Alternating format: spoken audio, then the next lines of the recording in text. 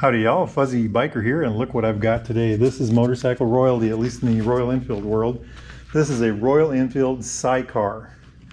It was built, this particular one was built in 1936. They were built from 1932 to we think 1936. And the idea was it was supposed to be streamlined, cover up the engine, you know, make the modern look, you know, more car-like, less motorcycle-like, bring into the modern times, you know. I don't know if you would consider this Art Deco-y or not. I kind of do myself. It's an interesting design in that, well, let's start with the engine.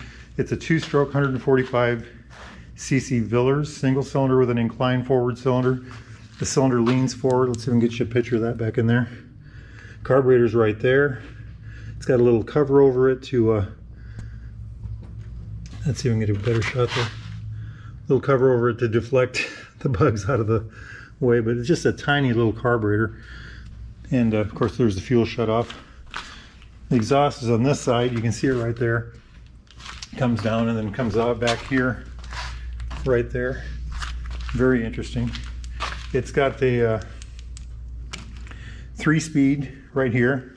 So 1 neutral, 2 3 is what we think it is. We were playing with it earlier.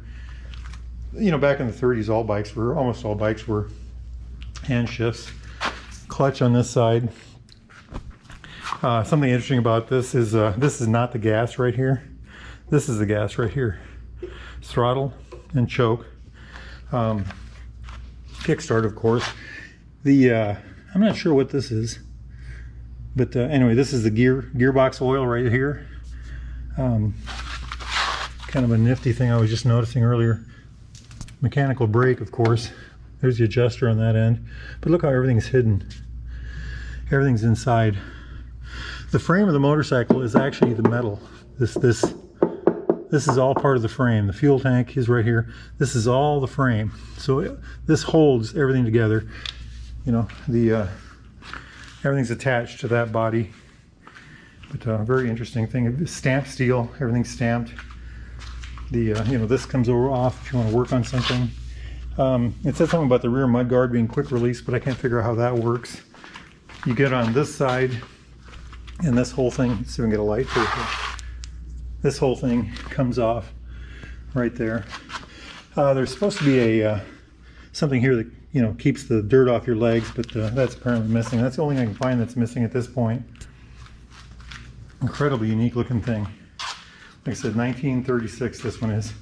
It says, we think that's supposed to say Speed Scout, but we don't know if that's original or not. We don't know if the paint's original or not. It's, you know, it's an 85-year-old motorcycle, so I'd like to say it's original, but, you know, we're just guessing.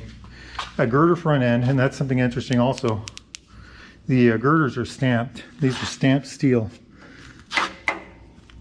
You know, everything is kind of stamped on this, and very unique, you know, the spring there, back there. Very unique design in that sense. Very one-of-a-kind looking bike. By the way, this is kind of the source material I used to get information on this motorcycle. Royal Enfield, The Complete Story by Mick Walker. And it's a very interesting book. I've just been looking at it today, and went out and bought myself one. Amazon's got my money. But anyway, I'll put that over here. This rack, the picture, they have a picture of this bike in the book. This is called a Z-type, by the way, and it shows it with the rack. It shows basically the bike as it is right now, except on their book picture they have a shroud here that kind of sticks out to protect your legs from the dirt. Just a gorgeous looking thing. Some odd, unique things about this bike. So here's the headlight, and you know, it's got off, dim, and full. Or, you know, as a British bike would say, off, not so dim, and even dimmer. Over here it says Villars, which is who makes the engine. But the headlight and taillight are run off, we think they run off this battery pack right here.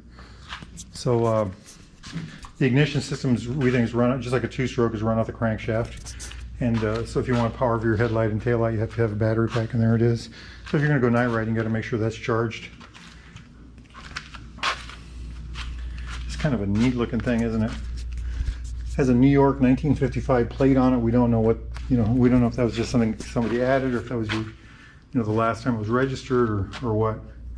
course, it's got this neat little center stand. Just a gorgeous looking machine. Just a gorgeous machine.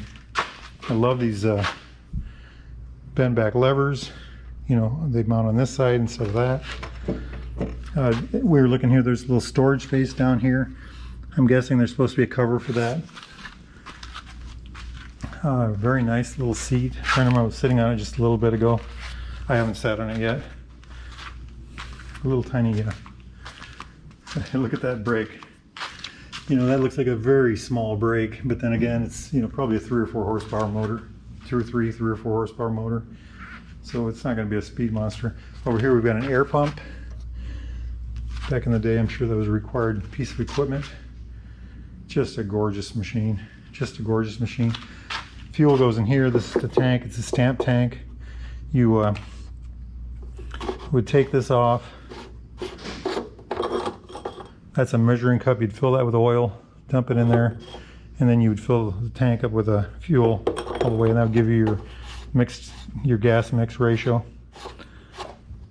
It's interesting. It says shake well on there. So, and it's got a bit of an odor when you take that off, by the way. So the motorcycle doesn't run right now. Oh, by the way, look at the fender. Isn't that kind of cool? How that? It's very utilitarian. I mean, that says it's made for day-to-day riding. You know, keep the dirt off of you, keep the road off of you. But anyway, the bike doesn't run right now, and it does have compression. It does kick over. I'll show you that. So we're going to have our crack team of Baxter Cycle experts dig into it and see if we can get it running. If we can get it running, we'll try to get some video of that. But we think there was about 1,500 of these made total. We don't know how many survived. You know, if you get on the internet, there's stories like 15 or 16, and we don't know if that's accurate or not. This is the only one I've ever seen. It's a pre-war machine, so we think a lot of them might have been, when the war came about, you know, they might have been scrapped, turned into war goods. Like I said, it's a Villers engine, 148cc. It's an inclined cylinder. The cylinder head and the cylinder itself are all one piece, by the way. Back in the day, that's how that was. Kind of like in the modern, kind of like a modern airplane engine would be. Very interesting thing. Leg shields, that's what's missing. There's supposed to be leg shields here. And that's the only thing I can find that's not there at this, you know, from the picture in the book. It's called a Z model. I'm not sure what that means. Apparently there was a change in taxation laws, and that made for a model like this to become appropriate. This predated, you know, post-war models like the LE Villaset, I'm reading my bad writing here, Amarachi Shimari, and the Aerial Leader. So very interesting looking bike. Very interesting looking bike. I'm so glad they got it here. It's one of the most unique motorcycles I've ever had the privilege to have my hands on. So anyway, hey, if you're all interested in something like this one's not for sale, but Baxter Cycle has all kinds of neat, nifty old bikes, and if they don't have it, they can probably find it for you. So if you're interested in anything like this, new, well, used in this case, antique, or if you need a new Triumph or a new Royal Enfield, get a hold of Baxter Cycle, baxtercycle.com. They will help you out. Now get on your bikes and ride, my friends. Wahoo!